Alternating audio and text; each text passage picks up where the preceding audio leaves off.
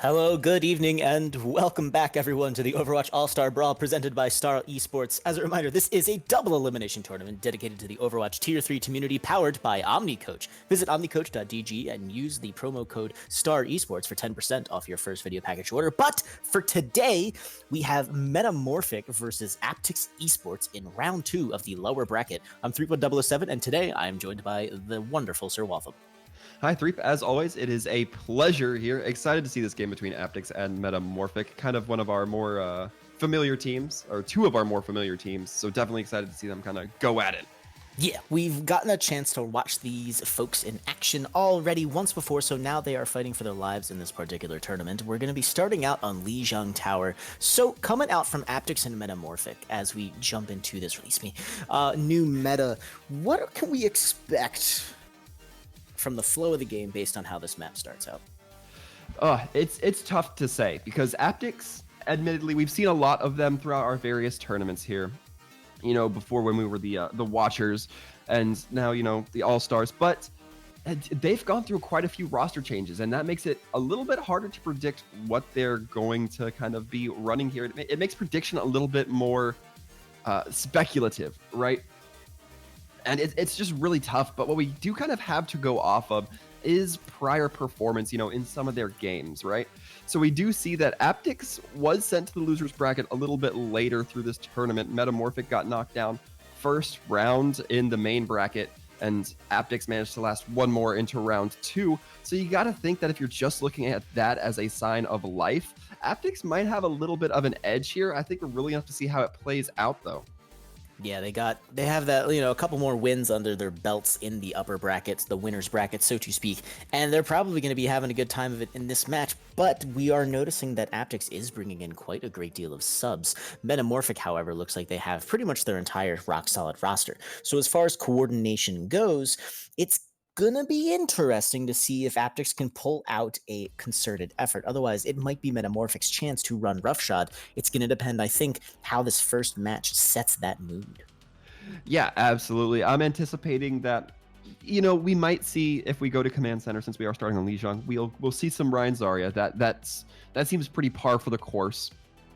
But I'm really curious if we start to see that Ori Hog combo come out. That'll really kind of give us a good temperature check as to where Aptyx is. If we see it come out on Garden, we're going to see that combo, that pulled pork combo, try to come out. And that's how you can really tell how a team communicates if they set those combos up pretty decently. Yeah, pulled pork, it's not as easy as it looks. No, it's not, as simple as have the Halt go out, grab the hook, and be good to go. You gotta have a little bit of that good stuff going for you, especially in terms of communication, and the tanks have to be on point. Again, of course, as well as the rest of the whole Dagnarn team. Now, it would be super awesome to see some pulled pork, but there's been a bit of a Widow Pharah meta developing, though that entirely depends on whether your team has a Widow or a Pharah to bring into the play. And if we even make it to that Lijiang Tower map, that I think is going to be a litmus test for how... Which of these teams bring into the table today? Are they bringing their DPS rock stars, or is it going to be a battle of the tanks? Right, and that kind of goes into two different dynamics, right? We were just talking about the pulled pork being very teamwork based, whereas, when you get that Pharah Widow, it's a little bit more mechanics based. I mean, Shanghai Dragons really kind of bring that Pharah really into the foray with their previous win here from the OWL. So it's going to be something that's kind of really exciting to see, transferred here to a little bit more of the tier 3 scene, a little bit more closer to what I would say the common man is expecting. But it looks like we're about to get into Lijiang Tower real soon. I'm hoping we're going to see Gardens. And there it is. Here we come. It is, in fact, the Gardens. So we get to find out very early on what these teams are going to be comfortable playing. I do kind of wonder if we're going to be seeing a little bit of that swap battle. It's always a possibility, especially with these control point maps.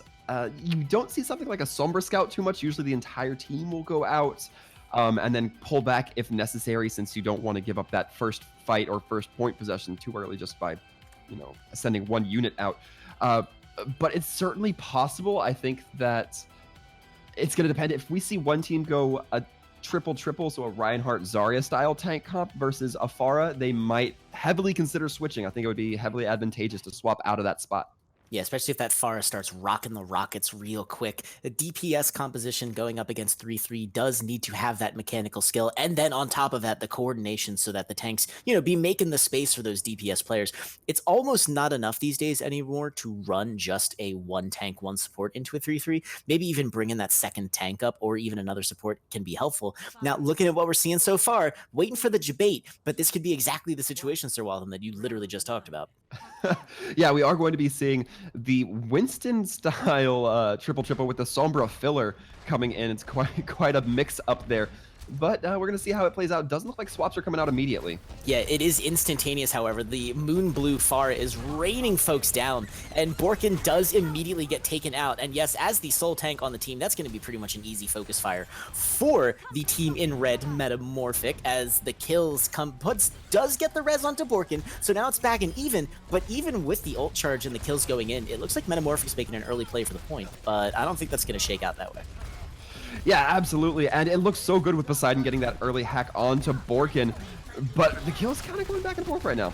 Yeah, I'm really pleased to see this 3-3, which is very agile, especially with the Winston get back into the point so quickly, but the laser beams be firing, and whoa, Potion goes nuts, but not able to get any kills. Poseidon finds Puds, but that's on the back of a total Diva knockout. Noctis also has that hack to deal with from Riso, and the Pharah is just going crazy. Riso finds Potion, so there's another source of healing gone, but 3-3, as survivable as it is, Moonblu's actually going to off themselves.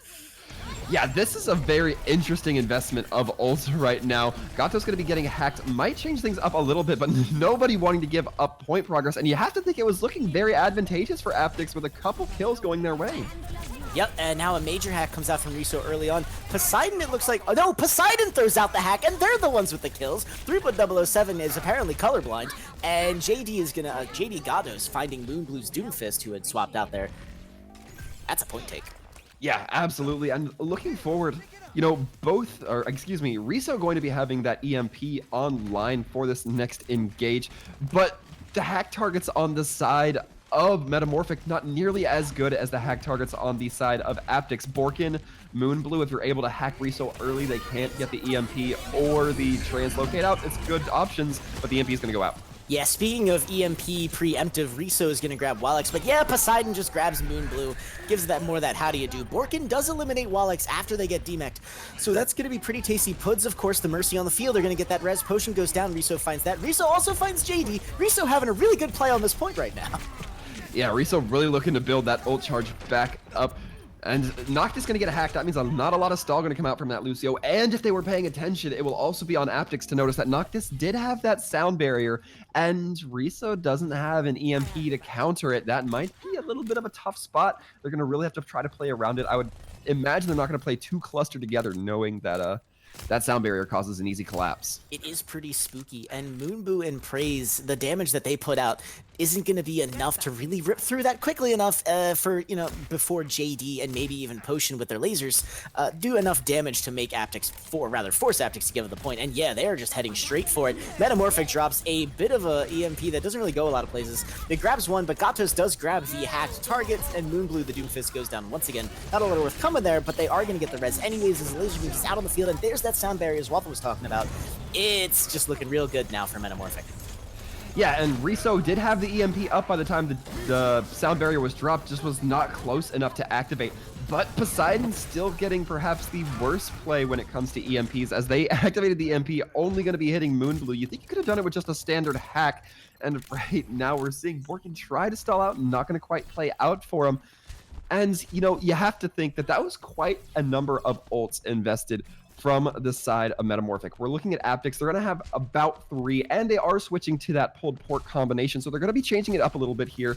This pulled pork, not necessarily bad against a little divier style tanks that we're seeing MetaMorphic run.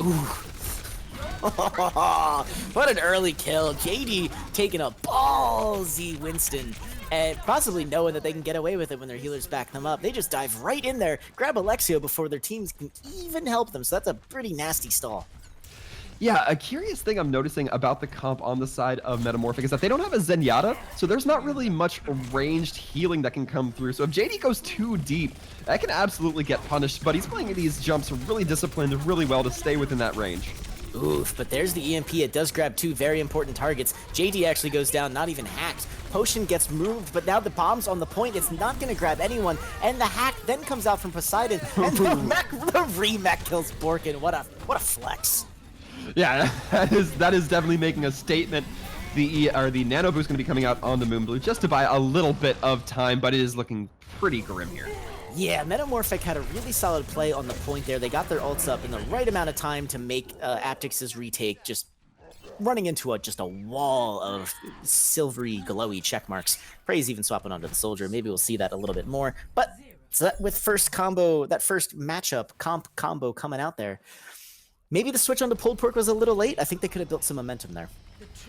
Yeah. I think that they either should have committed to pulled pork earlier or stuck with the comp they were running, because they did get progress on the point with it.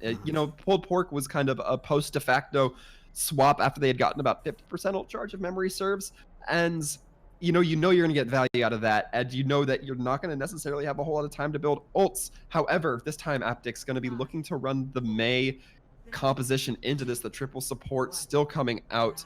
And it looks like a mirror match from both sides, actually. Yeah, perfect mirror comp. So aside from the comps, battle of the comps, this is going to be a battle of who can play it better, and both teams are coming out swinging with a really solid wall coming out from Moonblue. Moonblue earning their name, and yeah, Potion goes down real quick. Anti-nade grabs onto 3. We've seen this from Alexio before, just some really crazy anti-nades coming in, and if you deny that anti-nade potential from MetaMorphic early in the fight, that's a nasty 5. Did someone just try to shatter? Did JD have shatter? Yeah, absolutely. This is... So we can see that the damage coming through, at least in terms of tank play from MetaMorphic, is incredibly superior. JD already having that shatter, but the cooldowns coming in from Aptyx is looking incredibly superior. The triple anti-nade, the wall that happens to section off JD, leaving them to just get swung on. The shield bash that comes through from Riso to get that cancellation onto the Earth Shatter. It's all looking very good, even if they're not building as much ult charge. Yeah, and speaking of which, that's the kind of thing where the anti-nade really helps. Wow, what an amazing play! He gets the nade just in time. The Mei wall strategically placed, and here comes the open season. Big kills coming in now for Aptyx, and Borkin gets to let their own hammer go wild. That was insane! Yeah, some serious props to Borkin. They absolutely should have been punished there. They're just going to get away with it scot-free. Borkin getting slept, getting walled off, not going to quite pay the ultimate price for it just yet. Wow, and already has Earth Shatter. Yeah, speaking of the ultimate price, that was a nuts charge from JD. He went ripping into that choke. Honestly, if they had just let him go, that would have been rough times. Brilliant Mei wall placement. Guarantees them intro into the point, but it looks like Aptyx is ready to set up. Yeah, it does guarantee them intro, but it guarantees them intro while the rally is active, meaning that rally's not in a full effect of a team fight. Wow, and Moonblue throws out their Mei ult early. A shatter goes in, grabs Moonblue, and they are still down, but this is a lot of losses now for MetaMorphic, though. They get the big nano onto JD, who does not have his ultimate quite yet, as Gatos opens up the fight with Riso, evening up just a tad. But again, the anti-nades from Alexio are massive. And that's what we're talking about with the damage coming in from Reinhardt's. Damage is great, but damage you can't heal is better. And that's the other... Oh, there it is. There's a shatter with some targets, and that's going to be a switch to MetaMorphic as they make their claim. Yeah, and that's the real kind of fundamental skills you need to learn as Reinhardt to be supremely successful. Learn what blocks your Earth Shatter, learn what blocks your abilities in general. This isn't just a Reinhardt tip, but learn what blocks those abilities, and as soon as you see them, kind of get out of the way, the Mei wall, the Zarya bubble, the other Reinhardt shield if he's frozen or whatever, then you go for that Earth Shatter. You know it's going to be a pretty free Earth Shatter, and you feel pretty confident in it. And if your Zarya has grab, you know you're not going to be punished too much because you can build up that Earth Shatter pretty confidently, especially if you're going to get a couple tanks in the grab. Speaking of the grab, MetaMorphic had it, and they did not go at... What a save! Moonblue has the counters to the walls ready, but the grab on both sides, and MetaMorphic letting the team, or the big anti-nade come out from Potion. Two Honest can play at that game. The Mei wall battles here are insane. I love it. The shatter goes out. It grabs Noctis in the back line. It's not going to really result in anything great, but what a huge anti-nade from Potion. Now we're talking about it. Speaking of which, that MVP poll below as these anti-nades keep coming out. Make sure you vote for your favorite player you think is doing a fantastic job as MetaMorphic defends the point pretty clearly. Yeah, this is kind of an interesting spot. We are seeing Aptyx with not a lot of ults online. They're going to have that Blizzard, they're going to have the Rally, but other than that, it's going to be a little bit of a dry well to work with. We see that, in terms of just charging ults. MetaMorphic looking significantly better. A lot of their ults are halfway. Gato's the only one who really used some common, or used an ult really recently. And I like this Aptyx taking a little bit of a wider turn here, taking that alternate entrance. Yeah, and of course JD is just about to have their shatter again, so that's just going to be loads of fun. Nice little May while stalking them out there. Viso is going to pop that rally early into the fight. The Nano Boost is ready from Potion. Oh, the shatter gets stunned out. The anti-nade was also there. And still no kills coming in as Moon Blue tosses out the ult, only to have it immediately offered by Wallix. Frozen people across the board. Anti-nades for days. Potion goes down. JD racks up the kills. That's 2 tanks. MetaMorphic again holding it, knocking Aptyx off the point. That's going to be it. Overtime goes down. Yeah, that last fight to me really came down to who placed the Mei ult better. We saw MetaMorphic place it to where Aptyx had already rotated, where Aptyx was placing it where MetaMorphic had been. So there wasn't really anybody from MetaMorphic caught in it. If they were, they just had the Zarya bubble to get out. So you didn't really feel like Aptyx was as clever about punishing that, whereas MetaMorphic just went in aggressive and, absolutely banked off of it. Yeah, it was nuts to see that. Aptyx almost took that all the way to 99, and they were pulled out just a little, edged out just a little bit at the end there, which is interesting. So that tells us that Aptyx is definitely here to play. They're not a pushover by any means, despite getting 2-0'd on a control point map. Some teams need that warm-up, and if we, based on their map picks as we go into this selection, this could be their opportunity to really turn it around and say, okay, cool, that was a great match. Let's do a DPS-friendly map. Yeah, absolutely. I mean, the options are kind of open here. If memory of our rule set serves, it'll be MetaMorphic to just ban one, then Aptyx will be picking the next map, if I'm not mistaken.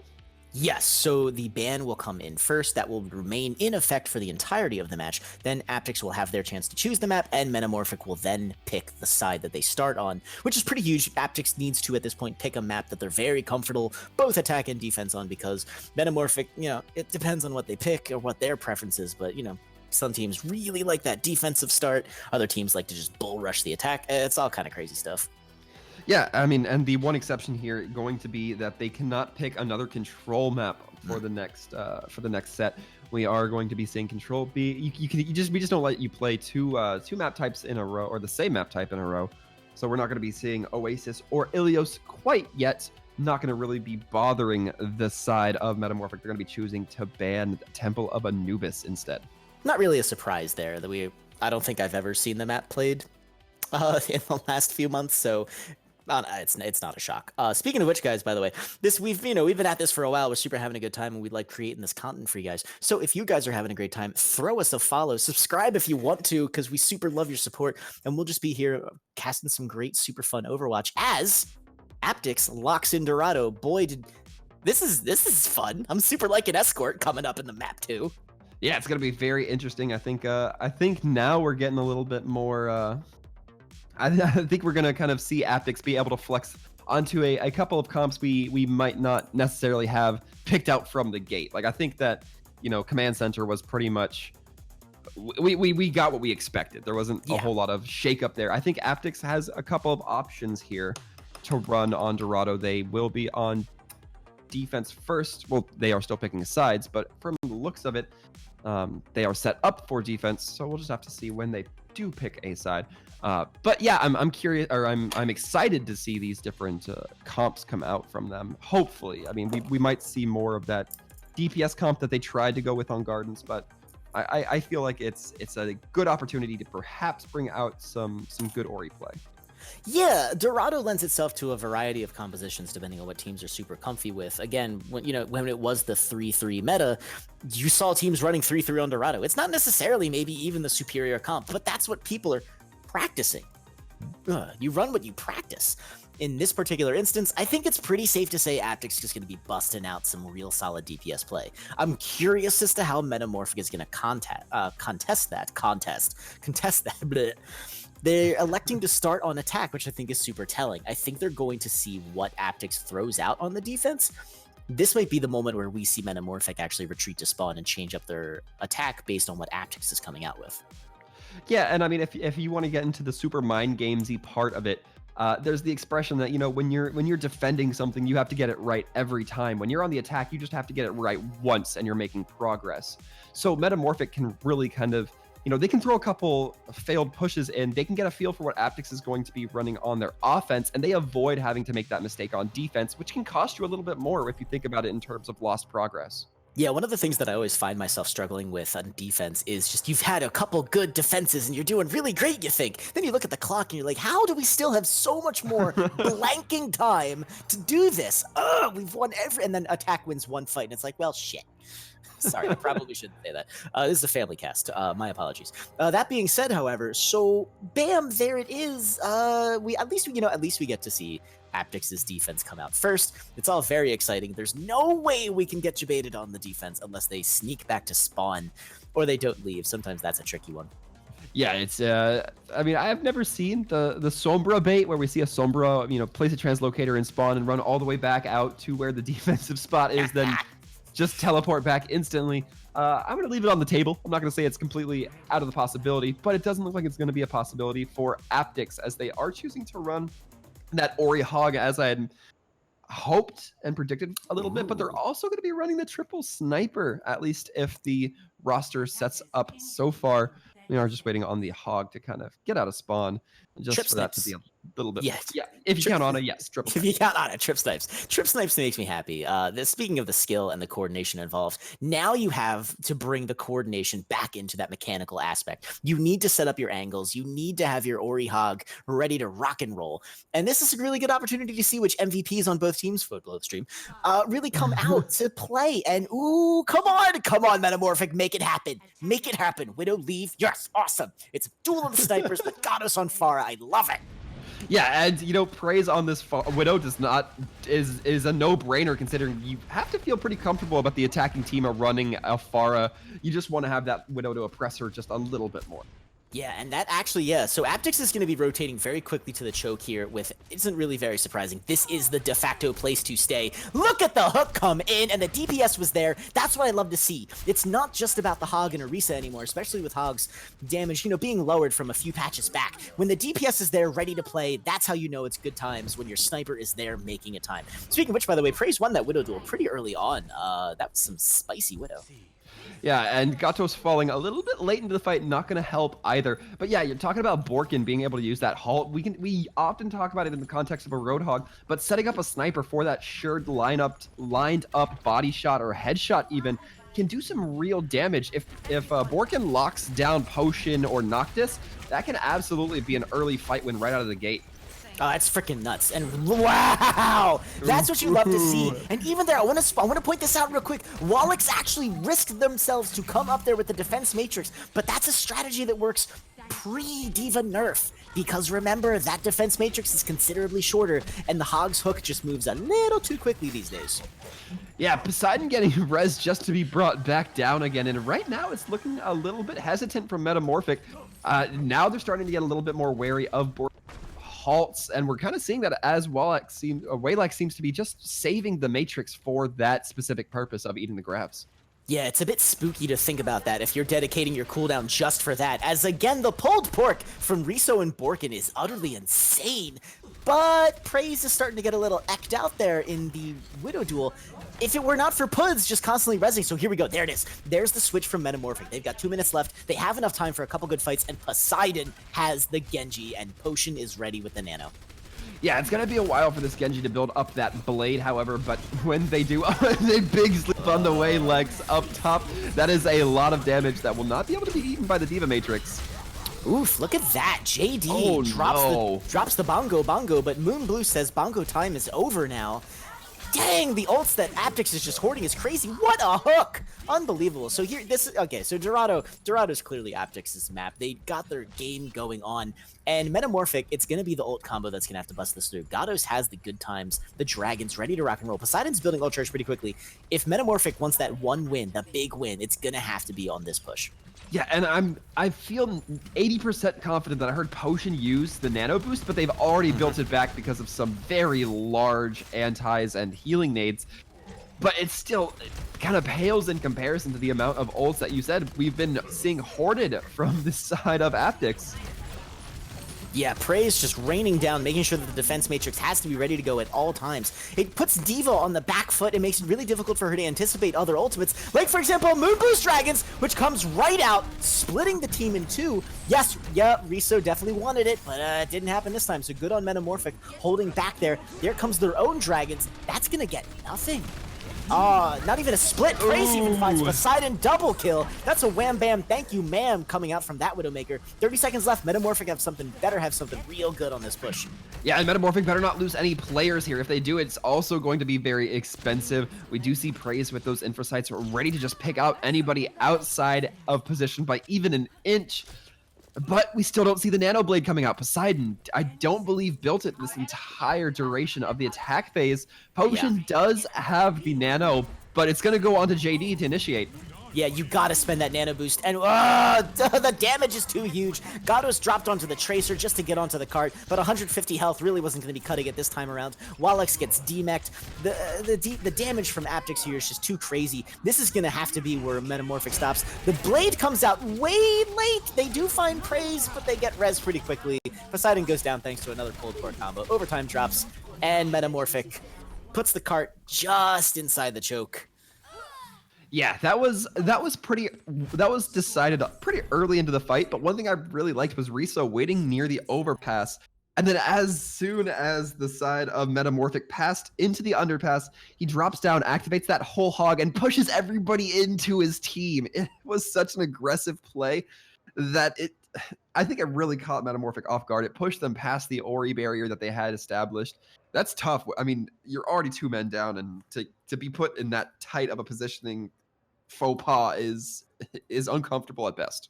Yeah, it's that's just the nasty push. But again, from the defensive side, that's literally the defense you want. This literally could not be better for Aptyx had they held at some other point. That choke is just utterly deadly. Oh, right. That applies for Aptyx now. So the cart actually did get pushed just to that little stairwell right there. And from what we just saw from Aptyx, a defense of that caliber is pretty possible on Dorado, especially when you're running a composition that MetaMorphic is busting out, which on this end, instead of a Widowmaker, is going to feature Poseidon on the Ashe and Gatos back on that deadly Mei. I see the Mei on this map every time, Threep, and I cannot help but think of the four. That hold in the hut that is right out of the attacker's spawn that allows you to just kind of have some supreme stalling power. Yeah, it is gross. It is horrid, but it does look like they're going to go with that. It looks like they're going to post their tanks up on this high ground facing directly across from spawn. They're going to get the entire team there. That's so spooky. I don't even, what was that? Was that Moonblue? That was incredible. That was just such one of the greatest placements of a concussive blast I've ever seen. Yeah, of course we are going to be seeing the pharmacy come out from Aptyx, and you know, Moonblue looking like they feel pretty comfortable, especially after that conk. But early kills going in favor of the side of MetaMorphic. Look at the teamwork involved in that particular kill. That took the efforts of everyone. We're seeing MetaMorphic capable of exactly the same level of pulled pork play that Aptyx was, especially as the kills really start coming in. But Praise with the headshot. Yeah, Praise actually in the backlines right now on gate behind the side of MetaMorphic. That's hard. Free shield can only face one way reliably, but decided to take him down. Noctis gets to Noctis basically gets put in one-shot territory, but Poseidon is putting so much blanking pressure on this Widowmaker and on the rest of the team of Aptyx that it's just so difficult for them to get any foothold. Concussive Blast again forces them into the front lines, but there's no one really left on Aptyx to murder. Riso had been taken out just then. This is a rough hold. Yeah, this is going to be a tough spot for both teams. We are going to be seeing Moonblue with a Rocket Barrage up soon, so they are looking to get those ult advantages in early. But, I mean, you talk about ult advantages, and that's kind of only in name as we see 5 ults online for the side of MetaMorphic, 4 as we see the bongo dropped. Yeah, the bongo, the jazz, the bob, it's just, oh jeez, what a barrage! Where did that, oh, it's a nano barrage. Okay, so, you know, this caster just really didn't see that happening. I'm amazed. That's the bob targeting priority right there. You wish Ashe aiming at someone could control it like Torbjorn's turret. Instead, that's Moonblue taking this cart to purest, unadulterated victory. And, man, I don't want to make it seem like I'm disrespecting Metamorphic by saying this, but they had so many ults in their favor. They had 5. They used most, if not all of them, right out of the gate. And still, that one Widowmaker ult just brought it to a screeching halt. I gotta be sincere, I don't know if Mei was the option there. Yeah, I appreciate what they were trying to go for, but the ferocity coming out from Aptyx was to the level that you can't. The Mei has to be preemptive. The Mei has to result in kills. And if that wall does not do more for you than it does for the enemy team, because a Mei wall does mean, hey, we don't have to get shot for a little while. That's cooldown reduction functionally. I appreciate the intention. I think Metamorphic had a really solid strategy in mind there. I think that initial concussive blast completely shook them to the point where the Mei was probably supposed to do some stuff while they were up on that high ground. Yeah, I feel like they definitely had more plans that they were not expecting to just get shaken to the ground like that by the one Pharah. So overall, I mean, that was some good analysis of the situation from Aptyx. They knew what they had to do to kind of negate Metamorphic on the fly, because that's not a position you see held very often. And maybe this is why. Yeah, right. I don't know if a lot of Pharahs have really just the chutzpah to pull that concussive blast off, but you don't really have a lot going for you in that particular situation, especially if you're supposed to be running the pulled port combo, because you get booped off of there. You're one hog hook away from way too long of a spawn walk for the unlucky target, and that could just, especially with a cart distance that short. Yeah. Basically, I agree. Metamorphic's play there was ballsy as hell, but I gotta come back to it. They got booped so fast. Now we are back to our map selection and ban phase, and surprisingly, a map I was not expecting to get banned. We're gonna see Oasis be crossed off the list here. I think Aptyx kind of leaning away from those that have any kind of triple style components, because the Rein Zarya very strong on University. I think I'm tracking that. I think I'm with you. I think I'm picking up what you're putting down, Sir Weldon. The loss on Lijiang, I think, may have been to the point where you kind of want to start shying away from that. I think it's pretty awesome that Metamorphic actually went with Hollywood anyways. I think they might be thinking their defense in terms of how they want to play this. I don't know if it's necessarily going to involve a pulled pork. Yeah, I mean, maybe not a pulled pork. I would not say that that would perhaps be the center of any defense here on Hollywood, at least for first point. I would say that an Orisa and Hog are still gonna be pretty common if we see the bunker style, which, I don't think we've given Aptyx the opportunity tonight to really display their bunker capabilities on any map. I know we usually see something like Hanamura, Eichenwalde, and Hollywood, for the most predominant bunker maps, and of course Paris, but we're just not going to see Paris. that's and this is kind of their first foray into it. It's an opening I'm excited to see. It's going to kind of lay another precedent. I think that if they run it here, they may go to Junkertown if they do favor something like the Bastion, because, Junkertown, a very good Bastion bunker map. Yep. You have a lot of opportunities going from point A, B, C to really shift it up and run a lot of different compositions. The one thing I want to touch back on, by the way, is we were talking earlier about Aptyx eSports not potentially running their full regular roster, having a bunch of subs. I think we can lay that to rest. Their coordination on that pulled pork defense and by extension offense, pretty rock solid. I think their strength is going to lie in compositions that do insert a bit more mechanical skill along with that coordination. I think the trick is going to be how can they match that up against Metamorphic, who is clearly demonstrating that when they get the opportunity to run that 3-3, or maybe the Mei, and what we hope to see possibly from this map, maybe their bunkers, they're going to have to match that. And Metamorphic, if they keep bringing what makes them strong here, this is going to be a really solid Hollywood. Yeah, I'm thinking that Hollywood is definitely going to have its advantages for both sides in terms of what team might do better at which phases. But for those of you at home, Aptyx now going to be on the red side, Metamorphic going to be in blue. We did have a swap of sides here in the interim, so don't want you folks at home to be getting confused. We also want you to be able to stay focused on what players are whomst, so you could give us the fat votes for MVP at the end of the night, or right now if you like. I'm not biased. I'm not on a time basis here. I'm not paid hourly. So take your time, pick the boat. Let us know who you think is popping off in the Twitch chat. Yeah, I mean, it could be something so simple as Moonblue insta-locking Doomfist while they're still in spawn. I don't even know, man. Like, whatever floats your boat. Like, it's all cool. We dig it. We dig it. That being said, though, this defense is the opposite of a bunker. And I think MetaMorphic have a bit of a plan here. Yeah, and MetaMorphic need to be kind of careful because we're seeing Moonblue on this Pharah. We might be seeing a Dorado situation here again if they choose to hold on that high. Looks like they're going to recognize the Pharah and immediately get down. Yeah, and that's going to open it up. I love it when they rotate into the cafe here because that's such a defensible position, but it almost guarantees that if your rotations are not on point, you're either opening yourself to damage or you're giving them a pick, a tick that is, and a pick maybe too, who knows? The bombs are just rolling in. Yep, there it is. JD gets focused out. That forces out the bubble. That's going to be a cooldown that Zarya doesn't have. Shield's looking very low. The bombs are raining down. Riso finds a pick onto Potion. No more anti-nates for them. And the bombs, the barrage, it's almost there. It's at 80. Anti-nate is huge from Alexio. What? That was insane. Yeah, so Aptyx read this like a book. The Pharah is the master of the skies. Yeah, and really, when you're playing interior, you want to keep Potion on that Ana in the back. You obviously be putting your heat in the front, but the Ana is the only thing that can come anywhere close to taking out that Pharah. Of course, Moonblue going to be getting a little bit of style shot on the Gatos midair, just to add a little bit of flair.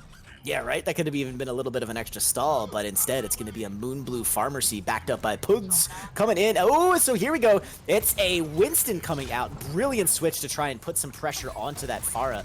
And even a Poseidon as well. That's another real solid counter as the Mercy has to drop out of the sky. Yeah, now we're seeing a little bit more of a dive-centric comp coming out from the side of MetaMorphic. I'm not necessarily against it, but they're going to have to be a little bit choosy here because Moonblue going to be very hard to jump, as will Puds, you know, just kind of by accompaniment. And no. we're going to have to see here. Moonblue's barrage goes right into the entirety of Wallex's defense matrix. Who says that one single cooldown can eliminate an ultimate ability? I think Aptyx may have been counting on that one pretty hard. I'm expecting maybe a switch. Yeah, and MetaMorphic now seems to be understanding where their focus has to go. As soon as Moonblue hit the ground, gets slept, gets Diva Natrixed, gets anti-nated, then gets stunned, I think. It's hacked, stunned, everything that could have hit that Pharah. They did not want her getting back. Yep, hacked, whacked, smacked, everything happened. Gato's still on, so now it's Gato's on the Genji instead of Poseidon. And they are 2/3 to their blade. Potion is, building that nano the way only an Ana can.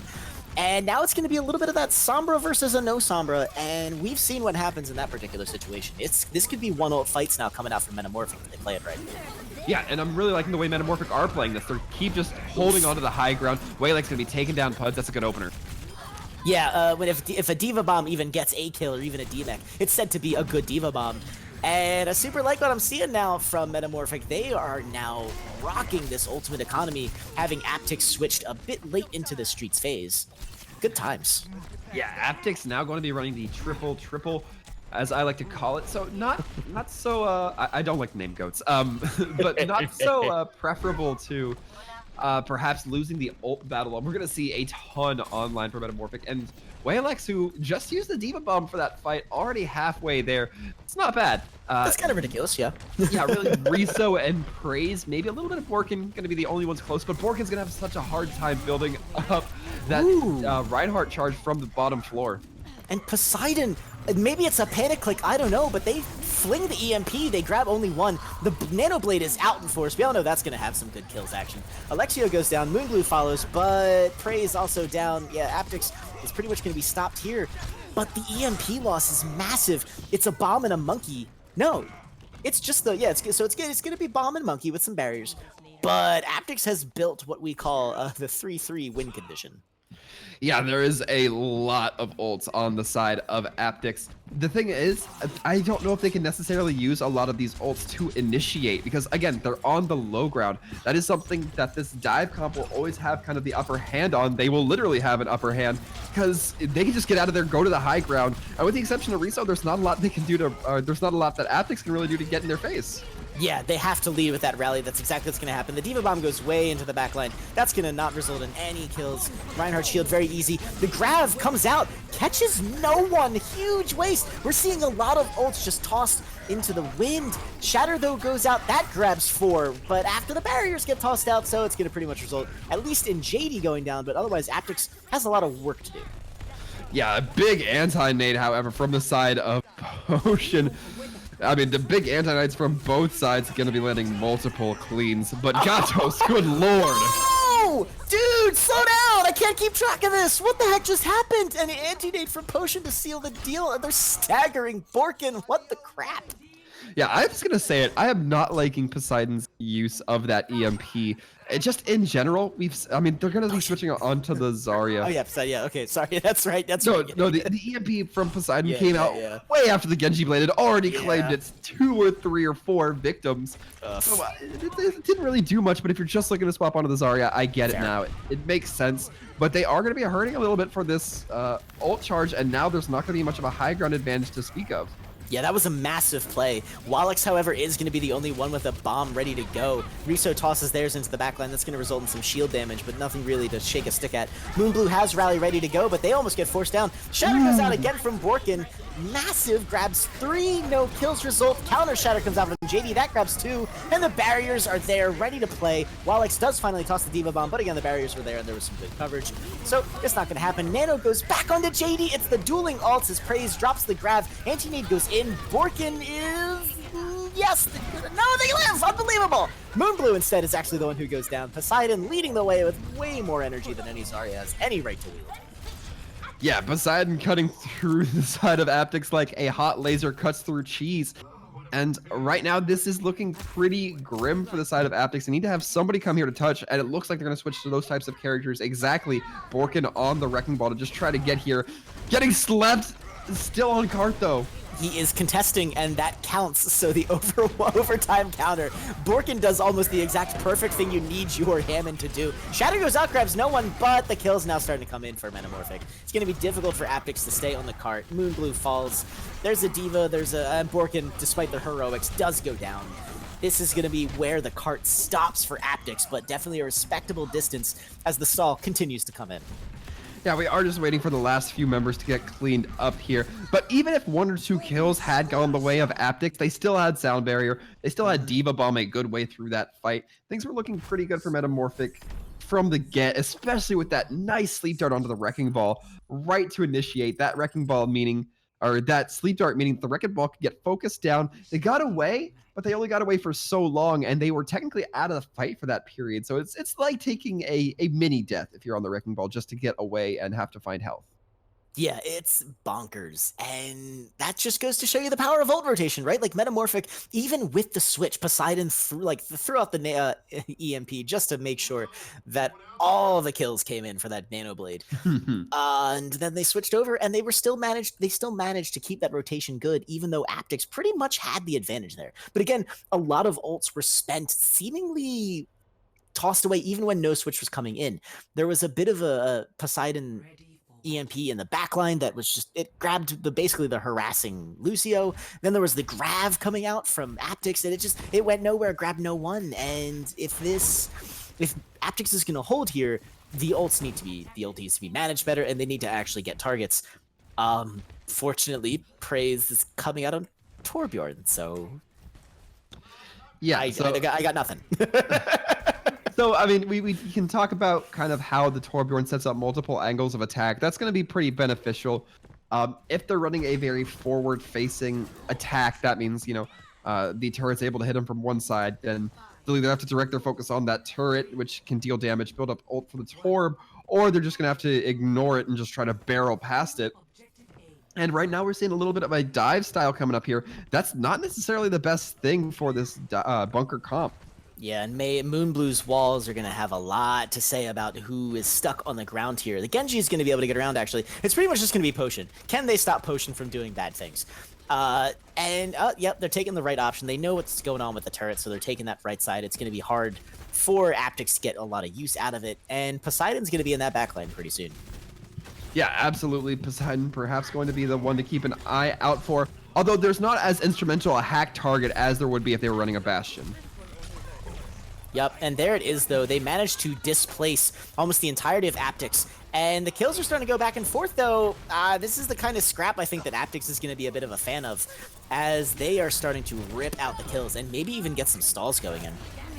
Yeah, they might be able to win the fight, but it's going to put them a little bit behind in terms of man advantage for the next one, as the walkback from defense is not exactly expeditious. And we did see a point, or a tick rather, go in for MetaMorphic. But man, we saw Praise play there. That is one of the great things about Torb now, is he is so strong against he is so strong against dive. Yep, and ooh, there goes the hook and the halt, and that results in no kills, which means Aptyx is back on the back foot. Moonblue goes down to JD, but JD falls immediately after, now that the rest of Aptyx is back on the butt. Look at the anti-nade from Potion. Huge. That's it. MetaMorphic takes the point. Yeah, absolutely. That Torb was going to be really tough to get set up. He has the Molten Core, or the Molten Core, the Nacho Cheese for those foodies out there. They looks like they might be trying to keep it, though. And, I think Waylack's gonna really try to have to be on that, just avoid as much area being locked down as possible. Yeah, speaking of lockdown, we're looking at some pretty crazy controlling ults, especially with Praise. Though as mobile as this offense is, it's going to be difficult to see if they can get a lot of use out of that Molten Core. Though I think he's just going to throw out and toss it. Yeah, another Dragon Blade coming out. No kills yet, but Potion again making it happen. Geez, Gatos, again, you're slacking off. Only 2 kills and the turret, good lord. Yeah, they're really the absolute collapse coming through from MetaMorphic. Looking good. They still have 4 ults. They only invested the Ana and the Genji. 5 ults going to be on the side of Aptyx, but really, Waylex Poseidon can really halter their next coming pushes. A Poseidon early anti is... Oh, look at Gatos! Goes down very quickly. So yeah, Praise is going to be jumping in there, but Walex opens with the Diva Bomb. That grabs Alexio, and yes, there it is. The big EMP goes in. The Molten Core comes out, but that's not going to result in any kills just yet, as Poseidon also finds Moonblue. The Bongos goes down for some additional damage, and that does... Nope. Yeah, there it is. So Walex goes completely annihilated. Poseidon finds the turret, and Noctis takes care of the builder. But Aptyx is starting to set it up here. But again, Potion with the anti-nade, making it real difficult for Riso to stay alive as Genji finds them. Yeah, Riso dropping here may have been kind of the final nail, especially with Gatos just absolutely tearing up on the backline and now feeding on Borkin. Yeah, Gatos finally goes down. Moonblue has arrived on the scene. Aptyx has stabilized, and they've got a hell of a 3-minute hold ahead of them. Yeah, and this is, it's a long hold, but they are slowly, the closer it gets towards them being defeated, the more advantage. So they're not going to be too bothered by it. And plus, we are seeing Potion and Gatos getting towards that crucial combo that they've pulled off so many times before. Yeah, this is going to be spooky. Gatos is going to build this within seconds. Potion knows who his nano target is. He's diving right in. Oh, goodness. Here it comes, ladies and gentlemen. Everyone, it is time. MetaMorphic is going to be throwing it in. There's only a Mei ult to counter it, but that can be pretty deadly. So Aptyx has a massive chance to resist this. Ooh, and Gatos has to use the deflect early to not get picked up by Riso. A crucial cooldown there. Not going to quite be waiting to use. Oh, there it is. The Mei ult comes out, but the Genji Nano Blade is just too freaking strong. Puts it, Alexio go down. Praise follows quickly after. JD does get slammed. It's actually now a bit of a trade, but it's only MetaMorphic on the cart, and if Aptyx doesn't show up soon, it is going to be a quick ride. Yep, there it is. So Aptyx gets out immediately, so they're not out yet, and they actually nano boost a Tracer just in time to get EMP'd, and huge kills coming in from MetaMorphic. That is nuts. It looked like Aptyx was going to be able to stabilize there. Yeah, it really did. Moonblue gonna try to turn this around by getting some kills onto Noctis, but immediately Poseidon realizing a key player is there. And, the kills are looking a little bit better than when Aptyx was on the attack. They're looking a little bit more even, that is. Yeah. But it's not necessarily looking like it's going to go in their favor because of that. Borkin gets hacked mid-body slam. Walex drops it just to grab another mech. No kills come in. JD is going completely ape in the back line. That's going to be it. MetaMorphic matches and beats Aptyx's push by 0.01 meters. That's going to be the end of Hollywood. And it is a match point game. Yeah, we are now 2-1 in favor of MetaMorphic. Oh, Gatos play the game, no way. Yeah, Gatos and Potion really just doing kind of their best. And that is, that is gotta be stark for the side of Aptyx, because they ran a Brig as presumably specifically to counter Gatos, but it still just did not work out in their favor. Brig just not quite able to pull enough. And we saw even with the Mei coming out from the defensive side of Aptyx, that they got the freeze onto the Genji, got caught in the blizzard. The Mei just drilled icicles into him, but the healing and the damage reduction from the nano boost just did not let him drop. That's I think one of the most incredible things I've ever seen too, is that it's one thing to pocket someone as Mercy. It's one thing to pocket a Pharah as an Ana when they're barraging because they're standing still, hovering still, floating still. Genji is like a reeing wild nutcase, and he is just zipping all over the place, and Potion and Noctis managed to keep him alive anyways. And that's just freaking bonkers. I got it. Noctis doesn't really have to do anything, just stand there. But it's incredible. Yeah. We're going to be seeing the map bans come through from the side of MetaMorphic now as we get moving on. Hopefully to see some more crazy DPS play like that. Yeah, for sure. We'll be on MetaMorphic to pick what they want to kind of knock off of the roster. As we talked about a little bit earlier, we won't be seeing Eichenwald or Numbani next because, we just saw a hybrid map in Hollywood. But we're going to be seeing the Band of the Horizon Lunar Colony. It never seems to fail. Yeah, I think teams just really, really, really strongly dislike that map. I think I actually have yet to see it played in this particular tournament. Though speaking of which, if you are enjoying this tournament, don't forget to throw us a follow and a subscribe if you are so inclined, because let's face it, watching Gatos go absolutely nuts on this Dragon Blade is just, I personally want to be reminded of it, and I do get reminded, but that's by the prod staff. Yeah, and I'm hoping that that somebody's gonna be able to clip that a little bit later, because I would love to see that. Ooh. After the cast is all done, be able to see it from hopefully get to see it from the Genji's point of view. Excuse me. And really just kind of get that first person feel, because as casters we don't necessarily see it the way that you guys might. We kind of see it from our own angles, but what I am seeing, looking like Junkertown to be the next map. Yeah, I'm pretty sure that's Junkertown, and coming out from Aptyx, that surprises me exactly this much. If you guys can't see me, of course, but I'm doing that thing from Get Smart, showing my giving away my age there, where he basically holds up Missed It by this much, but he's not moving there's no space between his fingers kind of thing.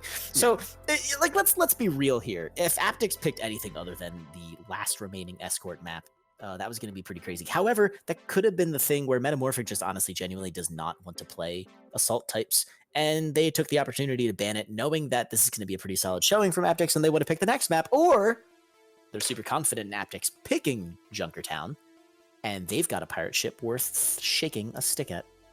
Yeah, I mean, I'm now starting to question how confident Aptyx is in Bastion play, because we didn't see it come out on Hollywood, right? We saw the Torbjorn come out, which if Aptyx was getting real big brain with it, yeah, they would have expected the dive coming out from MetaMorphic, which means that Torb's a little bit better for the anti-dive. But still, that's some really high level IQ that I'm not sure was necessarily something that was on the cuff of the mind for Aptyx. So Junkertown might be looking a little bit shaky here. Yeah, both teams being very strong as they are. This is going to be interesting to see how MetaMorphic comes out with their defense, possibly understanding that, let's be real here. Aptyx picked Junkertown. We know they like Escort to begin with, but Junkertown is a special escort map. Junkertown is an escort map where you get to do fun things like pirate ship, and it's freaking awesome. It is pretty good. It's kind of, I like it for the novelty of it. You don't get to see much pirate ship in I mean, you don't get to see much Bastion in general. At least that was the case before Baptiste came into flavor. And now it's becoming more predominant. But before, Junkertown was pretty much it. That was the last time that was the only time you got to see that Bastion. And it was neat. It was a neat off-meta thing that we got to see. Yeah, for sure. And so super excited to see what these teams are going to be bringing out here. And wow, here's a composition you don't see a lot these days with the, Hog kind of being back in style. It's the Orisa Diva. Ooh, yeah, that might be in a little bit of a preparation to a Hog composition. The Diva can, at least in prior patches was very good at negating that big chunk damage that can come in when a hog gets a hook. Not sure if Walex is really going to be on the hip to do that right now with that. I believe it was a 33% range reduction by Diva's Matrix. Yeah. But they are going to still be choosing to go with the snipers. Poseidon already getting some mad ult charge. Yeah, that was going to be a head click onto Borkin at the very least, picked up in the finisher by Gatos. So that's, a spooky thing to come out of the gate with. And yeah, no, there's no pirate ship. So again, 3.007 got super crazy mega debated. Yeah, but we're still not quite seeing a mirror map as we would have expected. Potion and Waylex going to be kind of the difference makers here. That Baptiste, not something you really see without a bunker comp. So curious to see how Potion's going to play it. Yeah, right now, though, it looks like they're doing a pretty dang good job of it, mostly centered around the fact that a Diva's defense matrix can shut down a lot of damage, whereas JD just has pretty much full bore with no Diva to gobble up the hults to just grab random people, let the snipers have their way with them. It's actually, Gatos is doing a lot of that work there.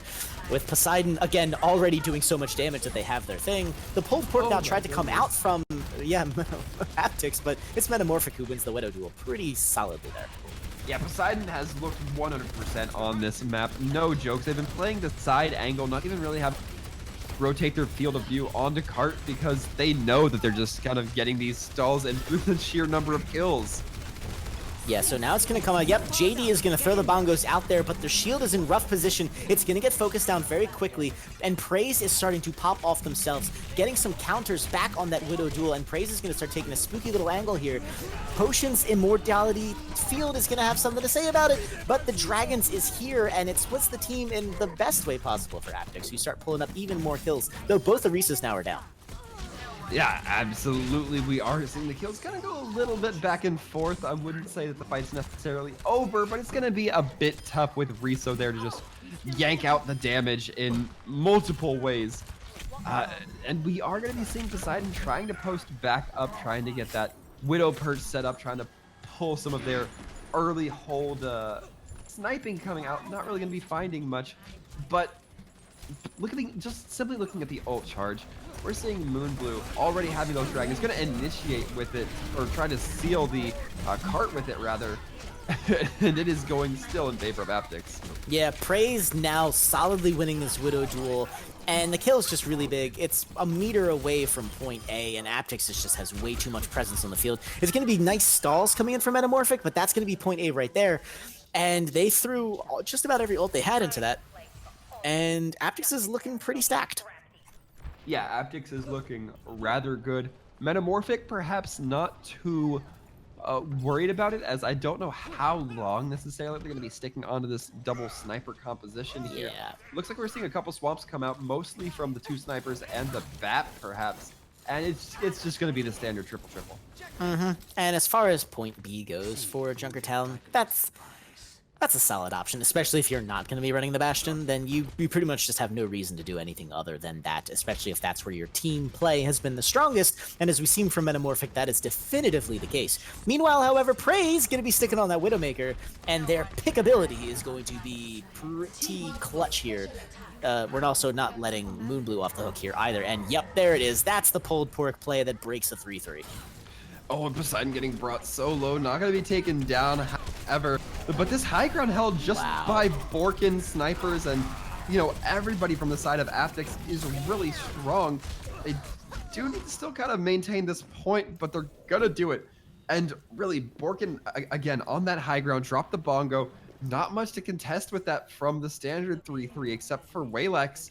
And, what do you do when you have 3 different high grounds to contest? It's a hard ask. Yeah, that was easily one of the fastest Streets phases on Junkertown that I've ever seen. Praise and Moonblue set up exactly what you need to do with that dual snipers composition, especially when you're going up with Borkin and Riso on that pulled pork. And the pick started out grabbing Noctis, and everyone on Aptyx just took it from there. MetaMorphic had no chance to recover. JD getting napped right on the cart is actually kind of rougher than you'd think. That means no progress for anyone, and MetaMorphic even drops a nano into JD as the teams have switched sides. Yeah, I blinked my eyes for kind of pushing from the defensive area here. Oh, a big dragon coming through from Moonblue. Wow. That was clutch, but there's no cart progress being made, and the spawns are having a chance now to come back from the defense side. This is just really weird coming out from Aptyx. I appreciate what they're trying to do here, but they're putting themselves at such a huge risk.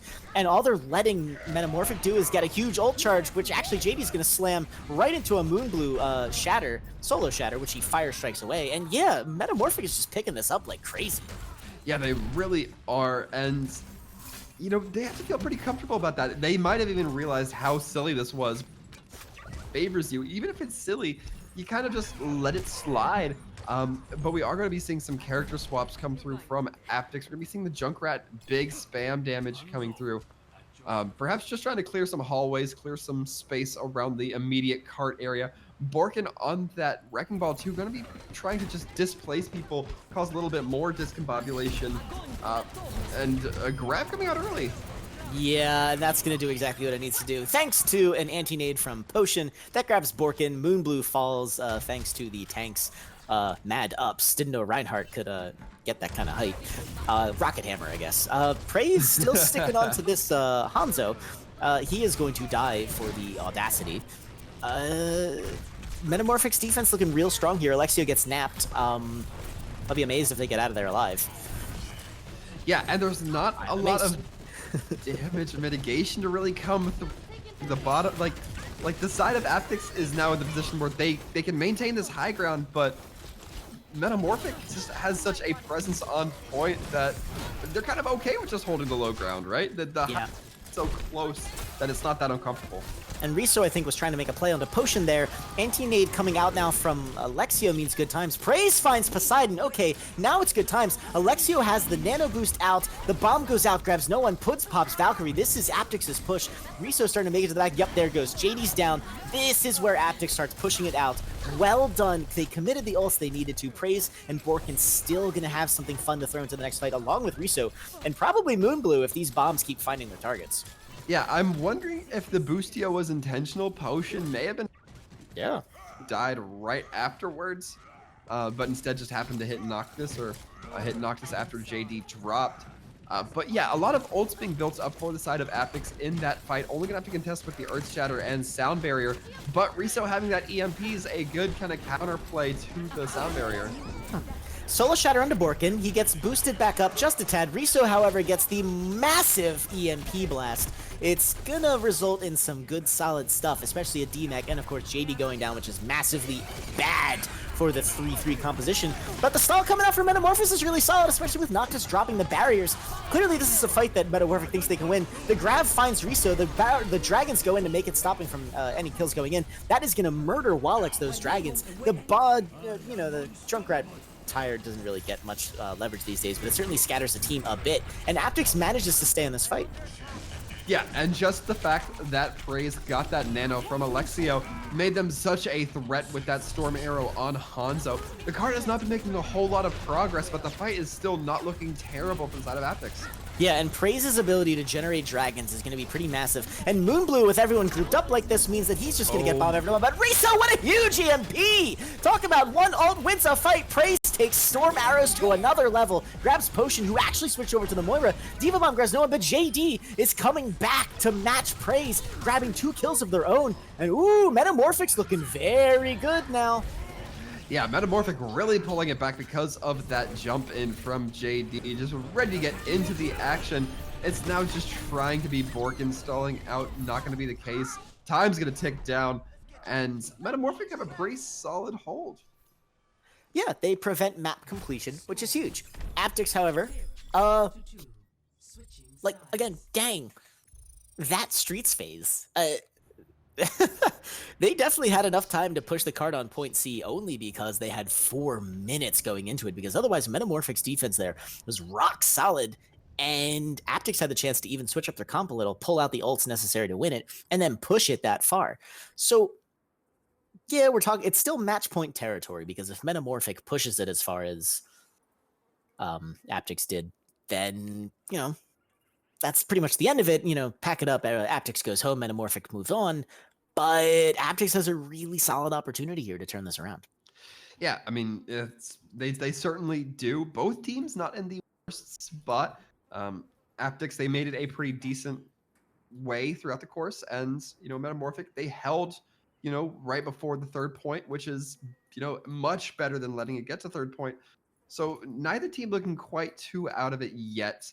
We're going to be looking towards the defense as we're once again going to be seeing the double sniper. This time we will be seeing the hog come out, this time from Riso, comboing with that Borkin Ori. The I can't think of a clever name. It sounds like one that would be clever, but not quite tonight, Threep.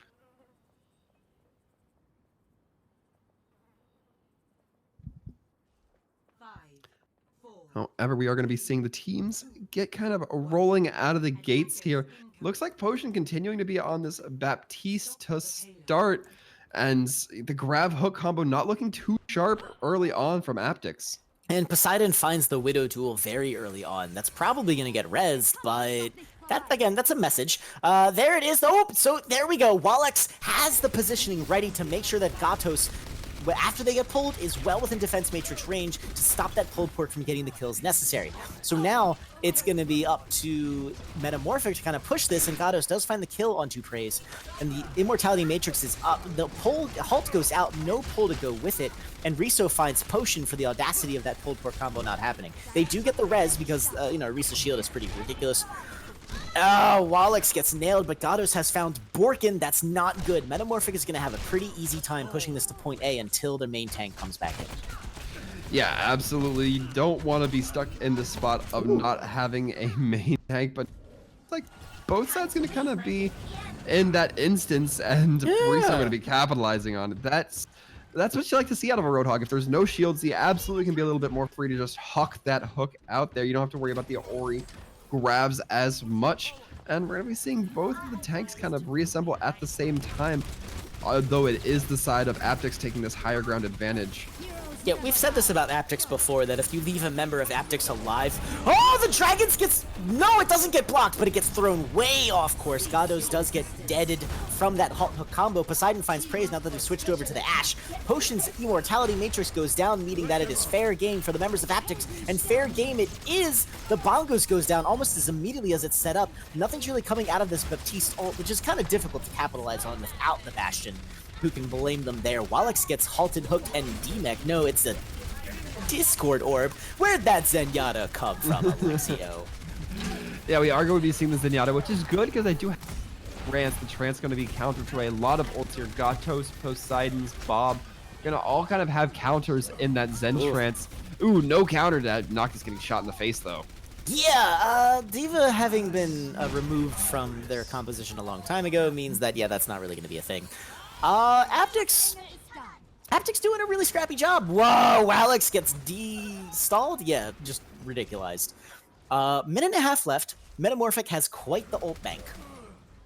Yeah, they certainly do have a little bit of an ult bank. We are going to be seeing one on the side of Aptyx, although they've got a couple that are well on their way. The Dragons here, perhaps not the most high value if Moonblue's not able to kind of funnel the side of MetaMorphic into a building or a cramped space. It can still be used for splitting and kind of disjointing the team. Not going to matter if they get hooked, though. Yeah, that was the kind of daring play that you'd expect them to not be victim to, but they get their own pulled pork combo going out. The bomb goes way into the backline. Poseidon, despite getting hooked, is going to live. Riso doesn't even make it to the hog as JD rips them apart. Now the Bastion ult is going to get some serious damage. Borkin goes down to Potion's use of the Baptiste 3-shot rifle. Here it is. MetaMorphic throws almost everything they have into the fight. It comes up big for them. They're keeping themselves alive on this map, unless no one pushes the cart. There you go, Potion. There you go. Push it those last few meters. So they have a full minute left in Aptyx, but right now their stall potential is huge. Yeah, Praise switched on to McCree. He gets hooked almost immediately. Riso even goes down. That's not good for Aptyx's defense here, but Alexio is going to have a trans, and that's going to be big. Yeah, these halts coming through grande for the side of Metamorph. JD and Poseidon have just seemed to be on the same wavelength. They might be even the same person, just playing with two different hands, using the cooldowns at the same time, kind of coordinating with themselves.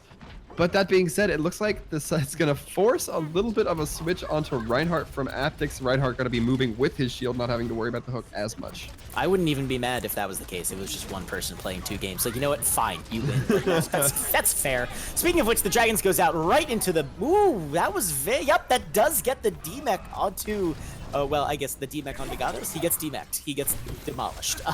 So yes, it's going to be MetaMorphic beating a bit of a retreat here. JD's going to swap over to the Reinhardt. Poseidon's going to build up to a Hog ult, but I have a feeling that's going to go to Spawn to die. Speaking of which, as we roll into what could be either the last map of the series or the 4th map of the series, hey, I like that. Don't forget to throw us a follow and a subscribe if you really like the content we're throwing up here, because we are having a blast, and we hope to see you again at 9 p.m. Yeah, we certainly are having a ball here, but we're going to be seeing the attack now coming through from MetaMorphic. They're going to be going through the low ground, not much debate there, as it will put them kind of closer on the cart.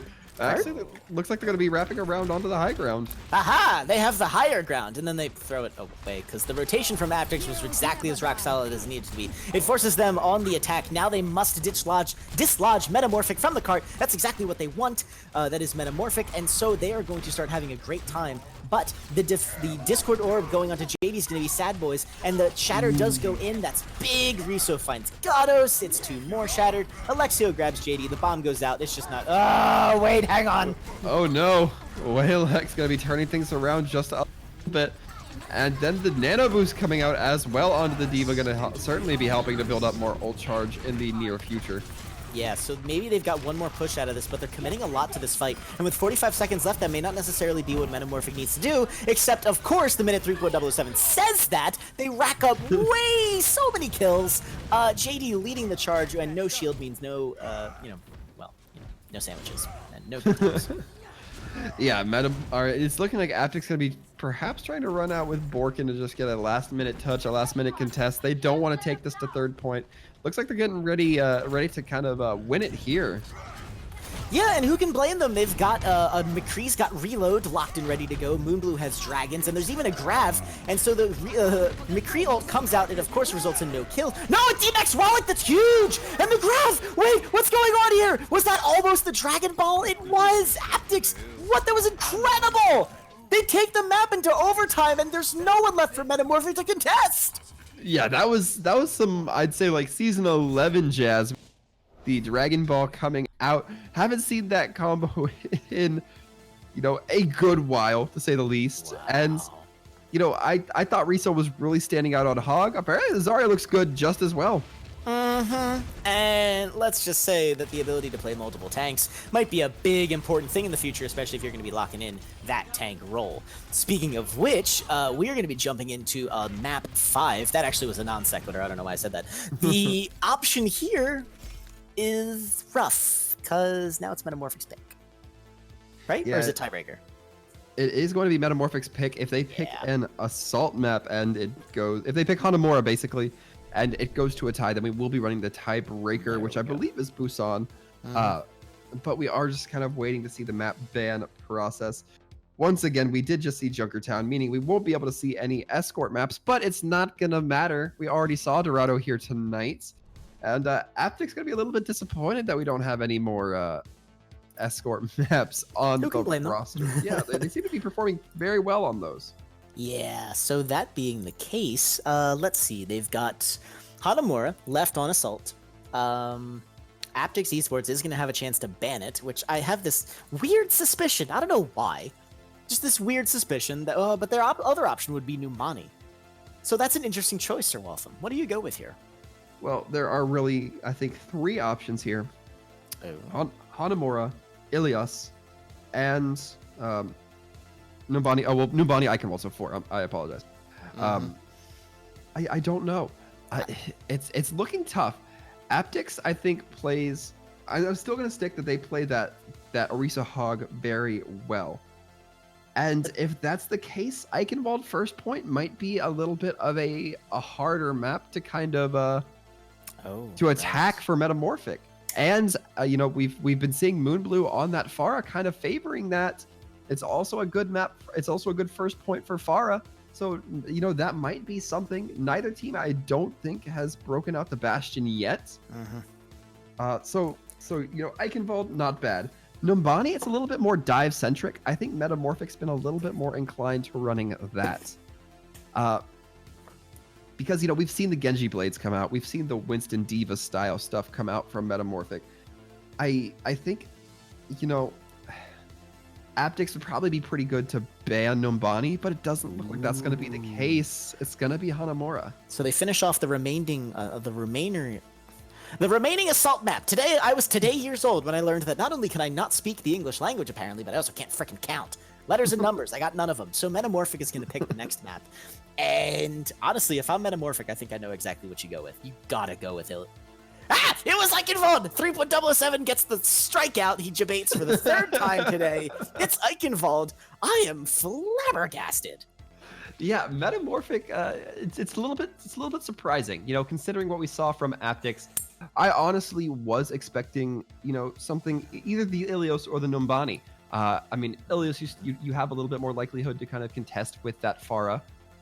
But, Numbani, it's again, very dive friendly. It doesn't really matter at the end. Eichenwald, the interesting map pick here. I don't know how it's going to shake out, to be honest.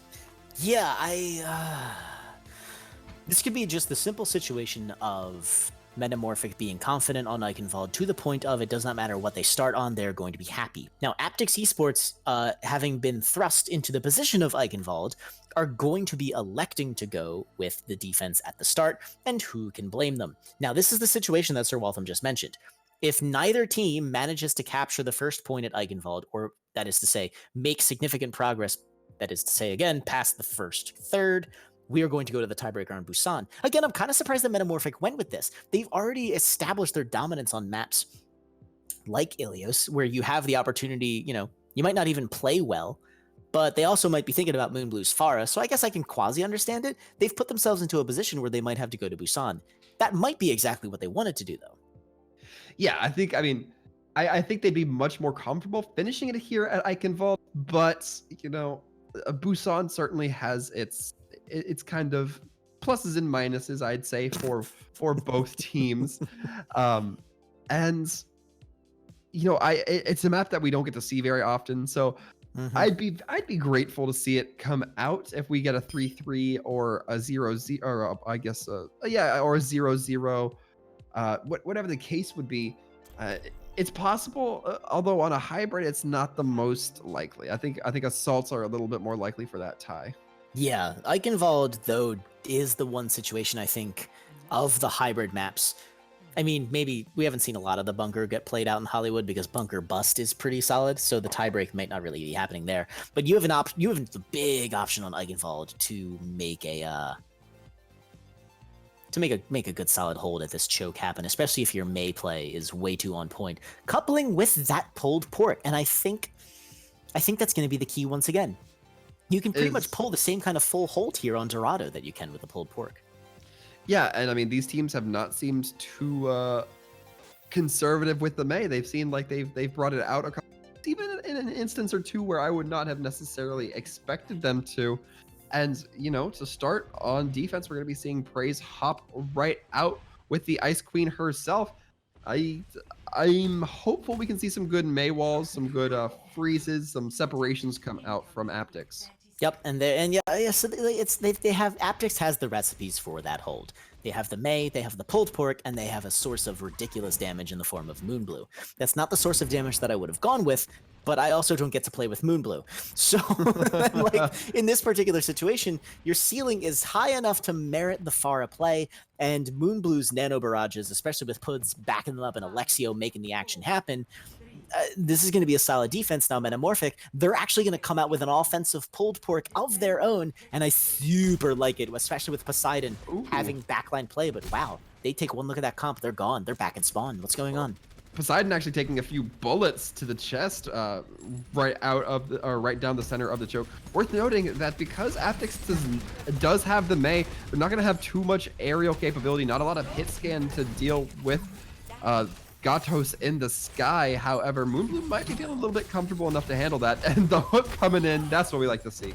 Yeah, Riso finds JD short of their Orisa saving abilities, and wow, Moonblue is just, the hook goes on to Gatos, so that's pretty nasty. Praise actually gets the kill somehow. That's some sparky little May play that I like to see. And yeah, Aptyx looking really solid, but it looks like a sneaky Poseidon's gonna, Gatos has the switch onto Genji. We pretty much know what the win condition is here when we see the side of MetaMorphic swap. The May is gonna be an interesting kind of interaction with this dive comp. Might not be too impactful. A lot of members getting brought down low though from MetaMorphic. Yeah, MetaMorphic is suffering from a healing deficiency, and Potion, somehow they managed to say it. Poseidon even finds Moonblue. That is insane play from MetaMorphic there. I have no idea how Noctis and Potion kept them all alive at that rate, but now the Nano Boost actually goes on to Riso, who is going to get napped, and that's going to leave Gatos free to go into the backline and have a good time. Meanwhile, however, the Bongos go out from Borkin, and it's just going to be open. Basically, the season is open now, and MetaMorphic is on the menu. Yeah, it's impressive considering how early Moonblue went down in that fight because of a sleep, if I'm not mistaken. A sleep then hacked by... No, it was a hack then a sleep. Poseidon then Potion onto that Pharah by Moonblue. But on the plus side, Moonblue now gets to look forward to using the Rocket Barrage to just kind of rain on the top of this dive composition's heads. Might be a little tough with Waylex kind of at the ready though. Yeah, and Poseidon doing that great Sombra play that you like to see on Eichenwald. If you are going to play that far up, you are going to be punished for it, and MetaMorphic gets a tick for free, functionally. Yeah, that's something that they're going to feel pretty right about. I imagine that we're going to be seeing... Yeah, we are going to be seeing the side of, I believe it's Alexio, playing a little bit closer to point just to have that contestability ready to go if that Sombra does come back. Yep, now Gatos is going to be in the weird situation of having a blade while Potion does not actually have the Nano ready to go. So which are they going to run out with here first is going to be interesting, especially when Poseidon is already dead. Moonblue gets a little napped, I think, out of there, but the barriers is now in from Aptyx. JD's going to be making it happen. Potion, however, is taking this opportunity to build up that Nano boost. So I think in this last minute of play from MetaMorphic, who have stolen another tick, where did Aptyx go? See, it all really kind of happened when Moonblue got slept, and you got to give it up to on Ana. Has been demonstrating the kit in every single capacity. Gets the sleep onto the Pharah. The Pharah gets brought down, and because of that, Puds is kind of left in an uncomfortable position with the Pharah, and with that, JD just absolutely closes that. Winston can get some absolute cleave damage.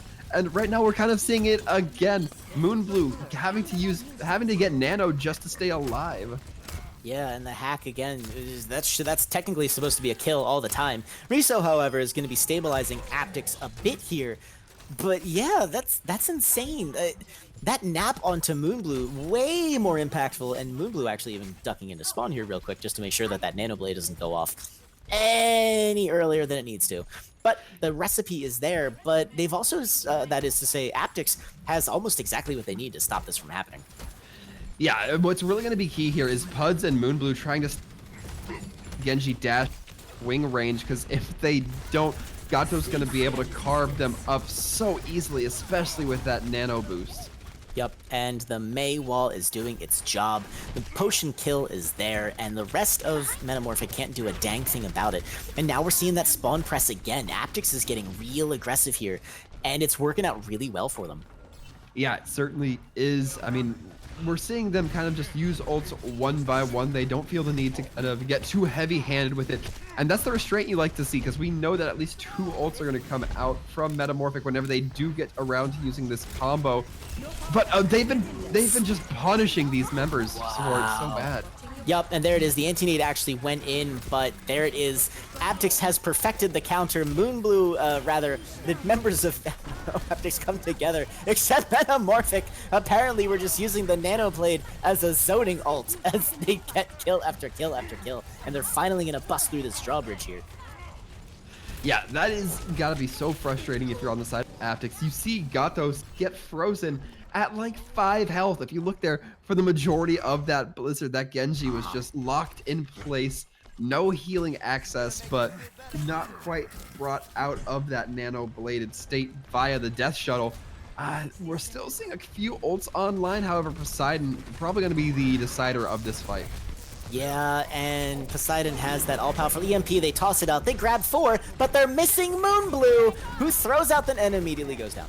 So solid reaction time from Potion there, who find that before anything had happened. Praise goes down to Gatos's evil blade, at least if you're Aptyx. If you're Metamorphic, you'll love it. Puds gets the rest onto Moonblue as Wallix pops back into their mech, and another Nano Blade would be ready to go, but Gatus gets found quite early, and Wallix grabs Lexio though, so as far as 25-second left pushes go, Metamorphic's not looking too bad.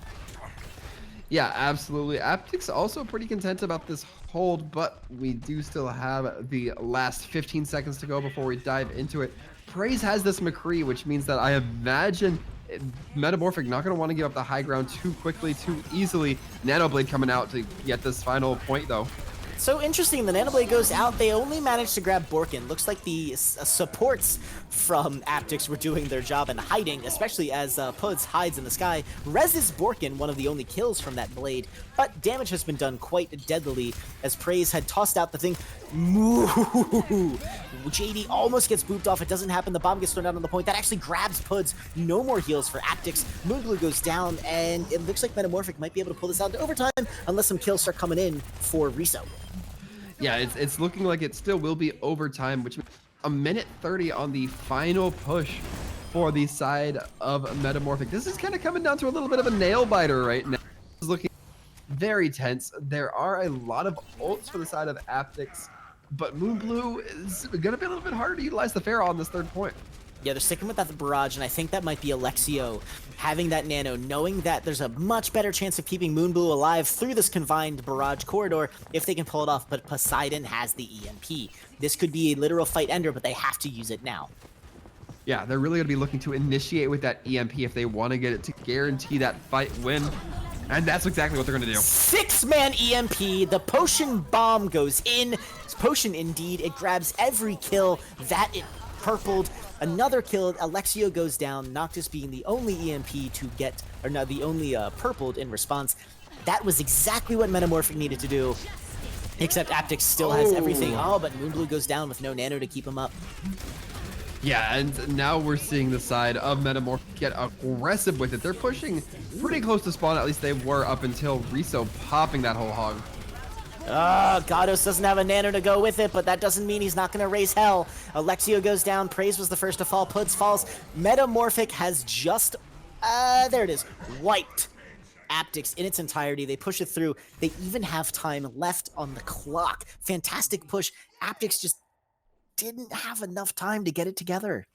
Yeah, it was a scant few seconds, but that is all that will matter should the side of Metamorphic, or excuse me, should the side of Aptyx get it locked in with over a minute, because that means that it will still be with both teams their head above water. And man, it is coming down to the margins right now, Reap. Yeah, this is nuts. Finishing Eichenwald alone is really, really difficult. Finishing it with even time on the clock is crazy.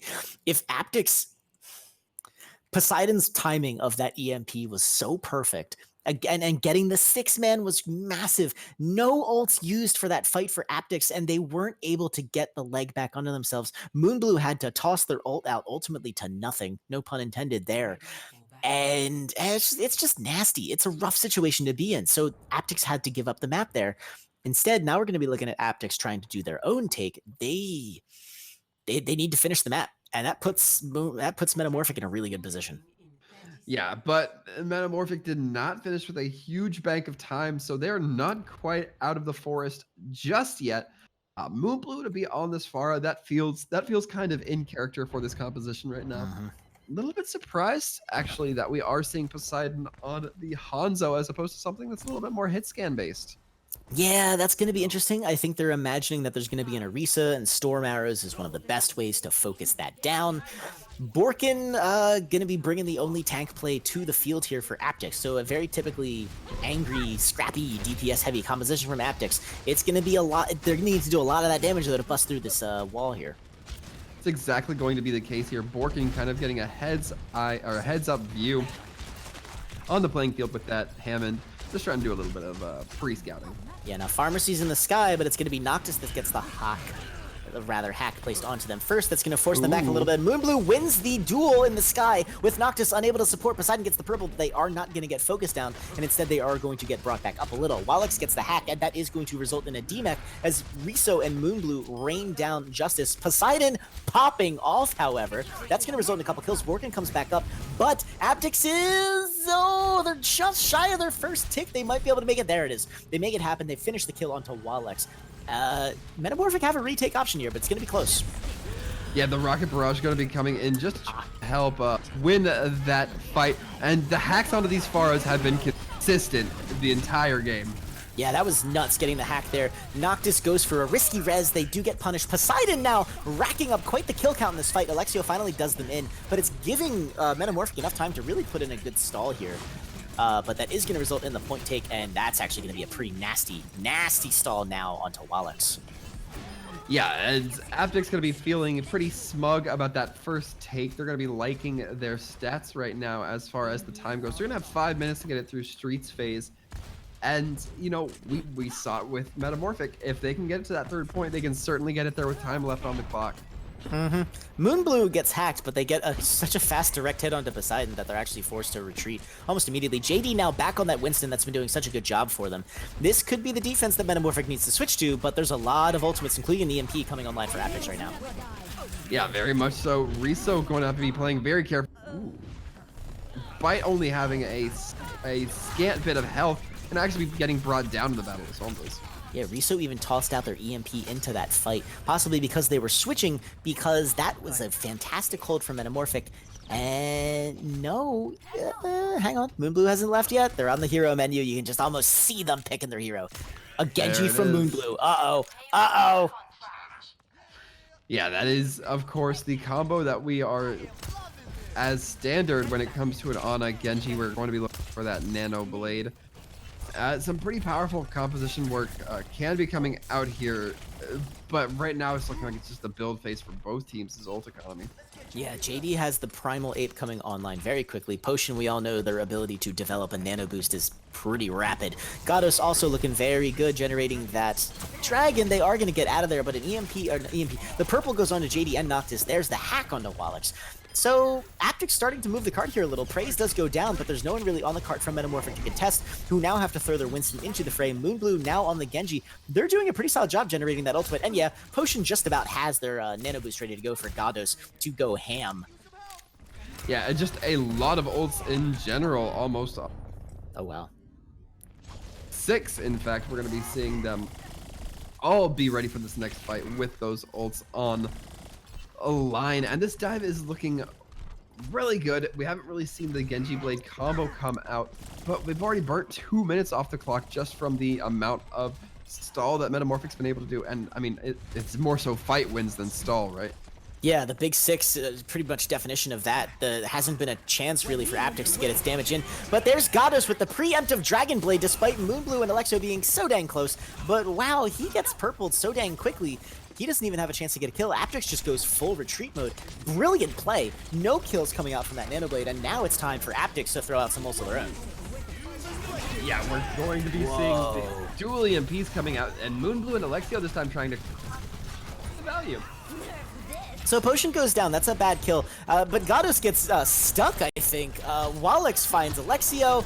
Borkin fracks back onto Poseidon. And then Noctis finds Borkin, of course. So who can really say what's going on in this fight now? Except that the cart has actually not really moved that much further. JD is on the retreat, going at half, and there's no healers left. Walex is fighting desperately on the point. They come in just as they're getting DMAC'd. Moonblue goes down, but Riso's here with a hog. That's going to be difficult to unseat with just a Winston. Yeah, now it is definitely fair to say that this is all through a nice, given the kind of rotations around the cart, but the scrappiness from the side of MetaMorphic just does not incline them to wanting to give up right now. Yeah, that was actually super crazy. They did so much dang damage on the cart, they reduced the time to 130. Poseidon's just hanging out there on the bridge waiting for that good hack target. Meanwhile, Moonblue way behind in Gatos in terms of ult generation. It's going to be a Nano Blade coming out from MetaMorphic again as the cart rolls towards the conclusion of point B, and it's going to be needed to stop this. Yeah, that is definitely going to have to happen here if we want to see some very good defensive play. But the offense right now gonna be bringing out some ults just to try to get a little bit of an advantage here. And we're gonna be seeing Gato's potion combo come out. Yep, and the barriers rather come in to stop any kills from happening. Moonblue actually gets the dash murder onto Gatos, but Poseidon finds Borkin in the backline. Noctis takes out Praise, Puts goes down. It's a 50-second left push now, and Aptyx is in full retreat. Yeah, Aptyx really did kind of want to make a retreat here. They didn't want to stall out too much and run the risk of having a fight left. Right now, they know they can have two fights, or excuse me, a fight to go into. Wow. They don't have the Nano Blade, however. They're just going to have the standard Dragon Blade. Yep, and Riso has their ult ready to go. I won't be surprised if they switch. Aptyx needs to get a move on. They've got 20 seconds left, and they need to make it there. And Poseidon with an EMP is going to make it really difficult for them to get there. 15 seconds left. They have to make it to the cart. This is it, everyone. If they do not get back here, they're done. 10 seconds left. Poseidon's just waiting. The 4-man EMP goes in. Where's the cart presence? Genji Moonblue has to be on the cart, but they're all dead. Everyone's dead. Risu ults. No one's there. It's it. MetaMorphic gonna be tonight's winners. They're gonna be taking it. Oh, wow. And you know, that was a little bit more of a whimper than we've seen from Aptyx, especially on, you know, some of their stronger maps like the escort style maps. But they just did not look like they could quite claim it out that time around. So unfortunately, they're going to be the team that we will be saying goodbye to for this tournament. And in the meantime, MetaMorphic still going to be sticking around. Yeah, that was nuts. Really solid play from both teams, but MetaMorphic at the end there they had the fights just wrapped up, locked up in a pretty little package. And they just, they pulled it through all the way. Aptyx had a lot of opportunities there, and the ults just weren't there for them. Really rough times. So, Aptyx, we will say goodbye. We hope to see them again. They have been long mainstays in this channel's tournaments. And with regards to MetaMorphic, I am super looking forward to seeing more of them. They started out as a team that I thought was going to be a pretty 3-3 focused composition, and then they started really shaking it up there. I think it started with the Mei on Lijiang Tower, really just demonstrating, hey, it's not just about the 3-3 anymore. Yeah, absolutely. I mean, that's and that's kind of been the way it's going to, at least in the future, be imposed on these teams, right? Like, these teams are slowly starting to understand that they're going to have to adapt and you know, pick up these new play styles with the 2-2-2 coming in, so they can't just rely on that triple style anymore. And you know, I mean, MetaMorphic kind of showing that. Yeah, and who can blame them? I mean, the meta at this point is kind of a little crazy. Speaking of the meta being crazy, speaking of a player playing a hero that we haven't really seen a lot out of these days, I believe we have our interviewee in the booth. Hello. Welcome, Gatos, I believe, to the desk of the Start eSports Live Overwatch All-Stars Brawl. Thank you very much for coming out today. Sure, no problem. What's up? So I, as I've said, am 3.007, this is Sir Waltham. So congratulations on the victory here against Aptyx eSports. What was going through your mind there at the end on Eichenwald there? Eichenwald was honestly just, what are we going to run? How are we going to counter these DPS comps that we're not really comfortable running against? And the answer was kind of just Sombra Genji dive. I mean, Poseidon, he's a nutty Sombra. JD's a nutty Winston. As simple as that. I have a question, because you and I believe it was Potion, you looked really good on those kind of combinations when it came to that Genji on a Nano Blade style. Well, the Nano Blade combo. I guess it's not really a style, but is that something that you guys kind of like do a lot of, like, when I say prep work, I don't mean like, you know, practicing it in scrims or anything like that, but I mean, like, do you say, okay, I'm going to scout out this person, when I give you a go signal, I'll dive for them and you nano me? Or is it just, when I go up, nano me and I'll figure it out then? Honestly, it's more of a just like, I'm going to look for when I feel is the right time to nano. But today, actually, a lot of the times it was Potion. He was just like, you're nano blading, you're going right now. And I'm like, okay, let's do it. And that's actually exactly how that 5K blade on Hollywood happened. He was literally just like, go, you're doing it. We're swapping goats anyway. And I was like, okay, let's do it. I mean, it certainly seemed to work. Yeah, arguably that was probably a huge turning point that made that goat switch happen. Had a lot of opportunity there to rest, get a little more ult charge in. So we saw a lot of different crazy comps coming out from you guys. We saw the 3-3 initially. We saw some May play. We got that Sombra action. Poseidon, as you said, definitely a nutty Sombra for sure. But what's your particular preference? What do you really like to run there? Ooh, I mean, I played a lot of Brig, so I mean, I love playing Brig. It's so much fun. But the Genji is definitely a comfort pick for me, as well as the Hanzo. So yeah, I mean, I like to think I'm pretty flexible, so I can do a lot of things. Yeah, I mean, I think I like to think we saw a little bit of that flex, if you don't mind me saying, a little bit of flexibility coming out. Now I'm going to ask a little bit of a harder question, perhaps, for you Sure. to answer here. Aptyx, you know, they had their ups and downs, but I think it was safe to say that they looked a little bit stronger on the escort maps. Was that for any particular reason, or was it maybe just a little bit of fatigue when it came to, I guess, more so the Junkertown map? Kind of where was that differential between you two that let them kind of take that lead? Well, personally, I feel the escort maps are a little bit more favored towards like the Orisa Hog combinations, and we're not as practiced at that. Like, we used to be a really dominant goats team back in the day, and then now it's kind of not so much anymore. But we're also playing around with different main tanks and different off tanks, stuff like that. So our Orisa Hog combinations aren't like super good as they can be, but I think with time and scrims that'll come around.